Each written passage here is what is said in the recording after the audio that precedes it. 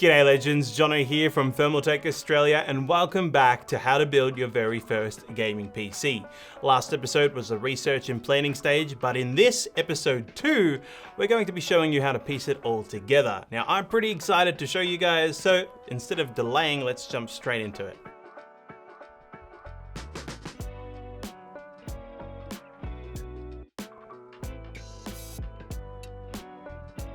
So before I jump into the build, I'm going to quickly go through all the tools you will need. The most basic tool you need is a screwdriver. Now this one I have here is a bit fancy and it can actually use different tips. But regardless of the fanciness of your screwdriver, you will need a Phillips 2 head and a Phillips 1 head. The Phillips 1 head, which is the smaller of the two as you can see, will come in useful primarily when installing something like an M.2 drive. The Phillips 2 head is more than likely the type of screwdriver you've seen more often and will be pretty much vital for screwing in everything else. I use and highly recommend an iFixit kit. No, I'm not sponsored, but I do love their products. You don't need one though, and you can totally go with something more simple. Now that you're familiar with your tools, it's time to start. First, take your motherboard and open up its box. Yours will come packaged all nicely, so carefully remove the plastic anti-static bag and take out anything else in the box you might want, such as the manual or any boxes or bags in there, as there'll be more often than not some screws or other cables you might need in here. Now, place the motherboard gently on top of its box. While we are here, I'm going to go ahead and break down the elements on this motherboard for you. First up, you'll see the CPU 8-pin connector right here. This is where your power supply plugs into the motherboard, giving the CPU its power. This motherboard actually comes with an 8+4 CPU connector, so a total of 12 pins, but we'll be only using 8 pins for this build. If we were using an even more powerful CPU for overclocking, then the CPU would need more power, so that's when we would use all 12. Secondly, this is the CPU socket where, you guessed it, the CPU goes. Now be really careful here not to touch any of these pins. It is very easy to bend these pins if you're too rough, so to not break your motherboard, please be delicate. Now we are using an Intel board, but if you're using an AMD board, it won't have these pins or this cover, as the pins are actually located on the chip itself on AMD CPUs. Over here are your RAM slots. They each will come with these little clips which move nicely and gently up and down to help secure your RAM sticks in place. These here are for fans. The 4-pin types are usually used for your CPU or general fans, and this is because they enable pulse width modulation, whereas regular humans call it PWM. We also have some RGB headers. If you look to the top right, you can see this little screen. That will actually detail any error codes you might come across if you have any issues. There's also a little power button here. If we go down a little further, we can find the 24-pin cable for your motherboard. Further down we have some 3-pin headers for more fans, which means they do not have CPU temperature monitoring and will just run at full pelt. This here is a USB-C port, which is pretty cool, and if we look a little closer down here, these are your SATA ports. You'll notice they're L-shaped, and these are for your SATA data cables, which help connect your hard drives. Making our way right down to the bottom of the motherboard, you'll see the front I/O panel connector. These will always look a bit different, but these are generally where you'll plug in all the cables to power up your front panel, like the hard drive and power LEDs, power button, and a reset button. Next, you'll see some additional 4-pin fan connectors, as well as some USB 2.0 headers, usually for peripherals. Moving along, we've got some more LED peripheral headers, and lastly, your front audio port for your microphone and headphone jacks on the front panel. Moving into the middle of the board, these are your PCI Express lanes. The ones below are for other accessories like capture cards, network cards, sound cards, etc. The main one up here is the 4.0 Express lane, which is for your graphics card. And finally, over here and underneath these are where your M.2s will go. But you will need a screwdriver to access them. So that's the basic layout of a motherboard, and basically everything you need to know to start this build. Just keep in mind, most motherboards are slightly different, but that layout there is pretty generic. So what we're going to do now is install your CPU. For Alice's build, we are using the new Core i5-12600K. Remove your CPU out of its box. We've already taken ours out of the box before, so it does look a little less elegant than I'm sure yours does right now. You'll notice on the back that there are no pins, unlike on an AMD CPU. We're going to start by unlatching this, moving it across to open it up. With the latest gen of Intel, it's a little harder to tell, but there is actually a minuscule indication point here, which you'll want to align with the small arrow on the motherboard. Once you've found both and they are aligned, simply place it gently into the socket. You shouldn't need to push it in or anything like that. It should almost simply fall in. Once it's snug, you simply push this lever back down, creating that sweet tension and latching it back into place. And that is how to install an Intel CPU. Although I understand that some of you may have an AMD CPU, so we've got one here today to show you. We're using a 5600X CPU here today to show you on this adorable little ITX board. Despite its smaller size though, the same rules apply. First, you're going to want to unlatch this lever here. It will be a little bit more loose than an Intel one. You will want to again find the small incision on the CPU and then again on the motherboard. Line the two up and just gently drop it in. Again, apply no pressure here, it should really just fall in. Then, bring the latch back down, hook it under the notch here, which then uses tension to keep it in place. And that is how you install an AMD CPU as well. Now, let's install your RAM. This may differ slightly depending on how many RAM sticks you are running with. If you have 4 sticks and 4 slots, it's pretty easy. Insert them all into all 4. But if you only have 2 like we do, there is a bit of an extra step. Take a look at your motherboard and there will be a little diagram of which DIMM slots to use first. If it's not on the motherboard, check with your manual. Once you've figured out which slots you need to use, it's time to install the sticks. First, push back the little clips that hold the sticks in place. Now line up the notches of the DIMM slots with the notches in your RAM sticks. Then carefully move them into the slots and push them down. If the notches don't align one way, simply flip the RAM around and see if it will align that way, as they will only go in one way. Push down on one side first and then the other. You should hear a little click as you push it down, which will mean the RAM stick is securely in place.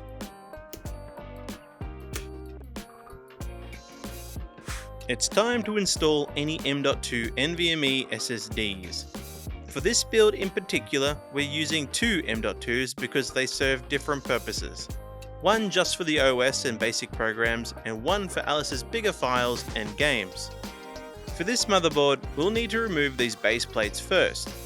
Get yourself a Phillips 1 screwdriver here, because otherwise you could render your screws unusable. Go ahead and remove the base plate here if you need to. It's a great idea to pop all of these little screws in a tray somewhere safe so you won't lose them. Sometimes you might notice your M.2 drives don't have a base plate covering it, and if so, you can simply skip this step. This here is the back of the thermal plate, which provides further support for heat dissipation, but it just stays in here, so there is no need to do anything with it. In terms of choosing a lane if you have multiple, look into whichever is the fastest lane, which will be explained in your motherboard's manual. Often the one with the heatsink cover will be the fastest one, and this is often in the topmost lane. With M.2s, you will first need to screw in the standoff, which should be located in your motherboard's box. Some motherboards do have it installed already, but if yours doesn't, please make sure to simply screw that in first. There are different hole spacings for these, so make sure you put it into the furthest one, but not the one that is aligned with the thermal pad like here for example.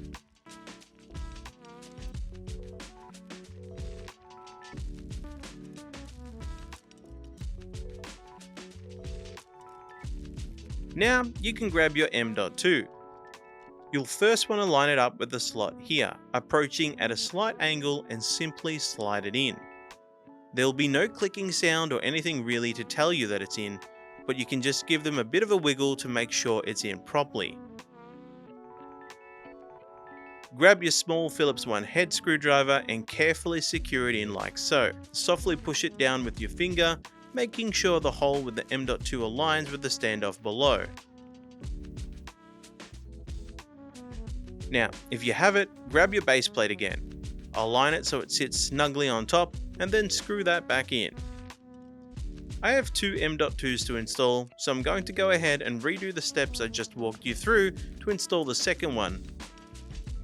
If you also have two, then just do the same. Alrighty, next we're going to move into installing part of the cooler. We are installing an all-in-one water cooler, specifically one of our TH all-in-ones. If you're installing an air cooler, jump to the time on the screen. Now, unpacking this boy, you'll see you've got a water block, which is attached to the radiator here. We also have some fans, a guide sheet, and a bunch of other cables and wires.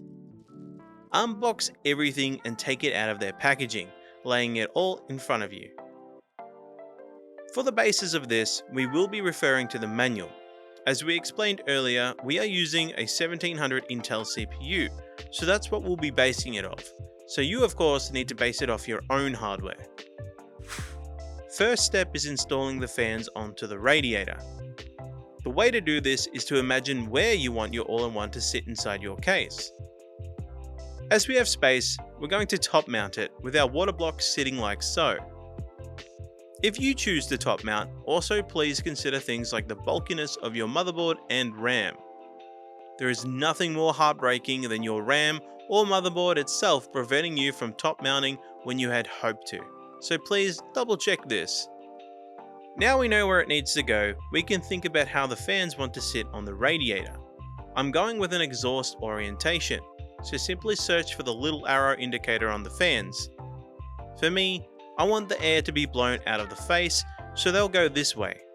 The second thing to think about when installing your fans is cable management. Because this is going to sit on top of the case here, and therefore this part will be facing the back, I want my cables to face towards the back side, not the front. This makes cable routing far easier.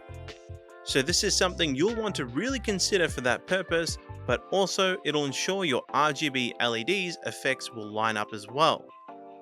Once you've thought all about that, it's time to actually screw them in. Empty out your screw packet and you're looking for the ones that look like these. The smaller ones you can use to screw the actual radiator into the case. Simply align the fans with the holes on the radiator and let the screws fall through. Now, grab a handy dandy Phillips head 2 drive and secure the fans in place. There is really no technique you need to use when screwing these in. Just install them in whichever order you like. Now that those are screwed in, while we are here, let's untie the cables so we can route them a little easier. The other reason though is with this specific model of all-in-one, it does come with a dual fan splitter. What this does is essentially joins the two fans to the one header, meaning that the one fan header can control the behavior of both fans. You simply plug the two fan cables into the splitter. You will notice the fan cables have 3 pins and the splitter itself has 4, but that's no issue. Always remember, 3 can go into 4, but 4 can't go into 3. Now it's time to install the mounting brackets for our socket type. This water block comes ready for use with an Intel socket. But if you're using an AMD, you simply grab this different bracket, slide out the Intel one, and slide the AMD one in instead. Now it's time to find the backplate. For us, we're looking for the LGA 1700 one. But if you're using another Intel platform, you'll use this one. And for AMD, you simply use the backplate that is already in your motherboard. Before going any further, peel back these little 3M stickers as that helps your backplate stay on. Next, find the packet that has the mounting screws that you'll need for your platform. First, flip your motherboard on its side and locate the 4 holes. This is where your mounting screws will thread through. With the motherboard on its back, you can simply line it up and press the backplate down onto the board, and the 3M stickers we removed earlier will keep it in place. Now, flip your motherboard back over and grab the mounting screws. Screw them through the 4 holes I pointed out just before, securing it all in place. Your backplate is now installed. Grab the set of springy screws and get them ready. Now, before I go any further, please don't miss this step. On the back of most all-in-ones you'll purchase, there will be this little plastic peel. Remove this before installing. Otherwise, it will not make a proper connection and your CPU will not be happy. Before placing the Waterblock on, it's time for some thermal paste. Thermal paste creates a bond between the CPU and your cooler block, enabling the transfer of heat from the CPU to the block. See, this is why it's important to remove that plastic cover I mentioned before. Now, it seems like every tech tuber in the universe has a different opinion on the best way to apply this stuff, but I'm just going to go with a pea-sized blob. I've been building PCs since 2009 this way and it's worked for me. If you're a big X-Files fan, you can also do an X pattern. Our builder Nick is into that one. Now comes time to connect your water block to the motherboard. Once you are happy with how it'll look, simply place the water block down, threading it through the screws that are peeking through from the back plate. Now grab those silver screws from earlier that I told you to keep safe and get to screwing them down to secure the block down. With this one, it is ideal to screw it in using a bit of a zigzag pattern. With your water block installed, you can now move into installing the 2 cables coming off of the block before placing it all in your case. This here is your ARGB header, which controls the RGB in this all-in-one. And this cable here is your all-in-one power cable. This is a 3-pin fan power cable and powers the water pump inside your all-in-one. You can put this on any fan header you really want, but they will be different. CPU fan header is the one ideally I recommend, as it fluctuates the power depending on what your CPU needs, while the all-in-one pump header will run at full speed all the time, which may make your all-in-one quite loud. So go ahead and route these 2 cables now. Feel free to wrap the cable around things if you need to try and make it a little bit neater, as this is a very central part of the PC. The RGB cable will be going out to the back of your case once it's installed, so there is no need to worry about it just yet. Just quickly, if you are installing an air cooler, let's go through that. We've got this mini ITX board with our AMD CPU back for this, and we're quickly going to go through how to install the AMD Wraith Prism stock cooler. It actually comes with thermal paste pre-applied, which is awesome, and this 4-pin header. For this specific cooler, you do need to remove the silver screws here. I'm doing this upside down, also for ease of showing it off. You certainly don't have to rock an upside down install like I am. AMD are pretty cool in that they supply a backplate with their motherboards, but we just need to remove these little front plastic bits. Now, grab your CPU cooler and simply place it on top, lining it up with the screws. Now grab your screwdriver and just cross pattern screw it in, but don't screw them all the way down just yet. Just do a bit of each and then go back and tighten later. If you are feeling like these screws aren't going in, you may need to just put a little bit more pressure on your air cooler for them to make contact. Tighten it all up and then finally simply plug in your 4-pin CPU fan header into the CPU fan header port on your motherboard. And that's it, nice and simple air cooler installation. Alrighty, now that your cooler of choice is either fully installed or mostly installed, it's time to ready your case of choice. First, you're going to want to remove the side and back panels, as well as the front if you need to, depending on what you're installing. This front panel can be a bit tough to remove, so just be confident with it and use a bit of force if it isn't budging. This will of course all be different depending on your case, so you might have some thumb screws or a hinged door depending.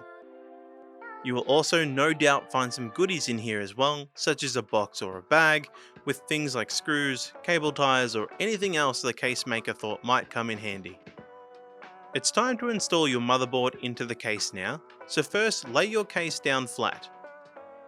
Now before I install the motherboard, I'm just going to show you the bane of my existence, which is this AIO shield.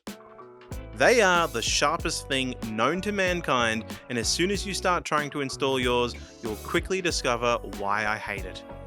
Basically, this will be inserted into the back of your case, and you'll want to make sure your audio inputs are at the bottom.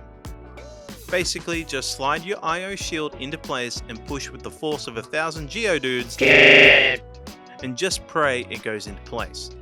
You will probably have to do this for a few good minutes because AIO shields suck. But if you don't have one of these, you're one of the lucky ones. It means the AIO shield is integrated into your motherboard and you don't have to do this at all. Yippee for you! So let's move into the actual motherboard install now. We are installing this motherboard into a Divider 500, which is a mid-tower and houses up to an ATX motherboard, which is the board we are using for Alice's build. ATX boards will require 9 motherboard standoffs, which will either come pre-installed or be located inside that box we pulled out from the case earlier.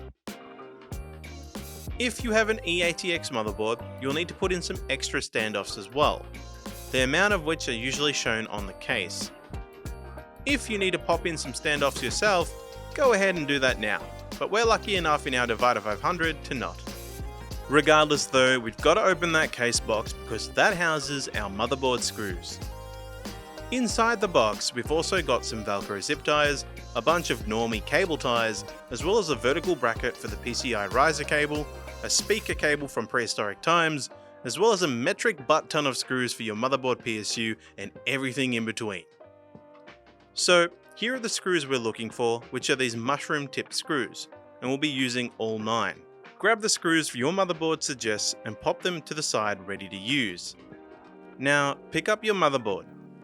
If you have an all-in-one like I do, just support the radiator a bit as you carefully lower the motherboard into the case. Best way to do it is to line it up with the AIO shield first in the back left, and then shimmy the motherboard around to align the holes with the awaiting standoffs below.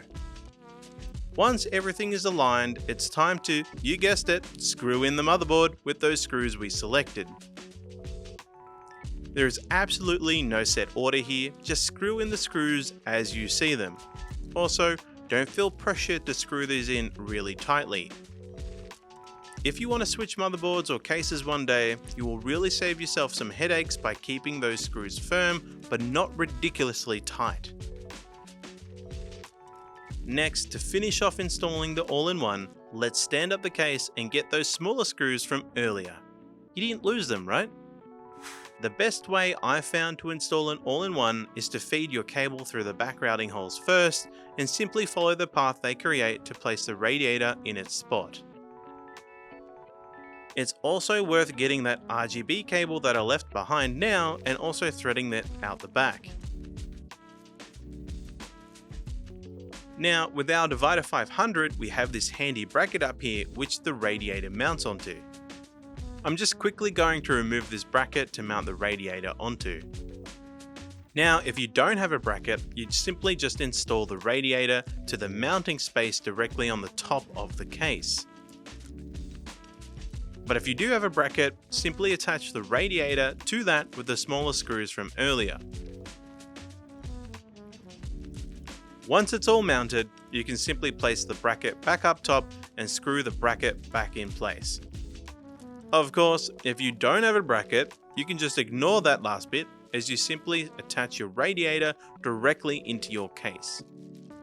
And your all-in-one is now finally fully installed. Cable wise though, we will deal with that bit a little later, so just leave them chilling out back for now. We've still got to install our PSU, graphics card and do some cable management, but as you can see, this is a monster of a video already, so we're going to leave you on a cheeky cliffhanger instead. here's a little preview of what's coming up in the next and final episode of how to build a gaming PC. See you then. Well, sweet summer child, if you think you simply need to put everything together, plug it in and go, then you are entirely wrong.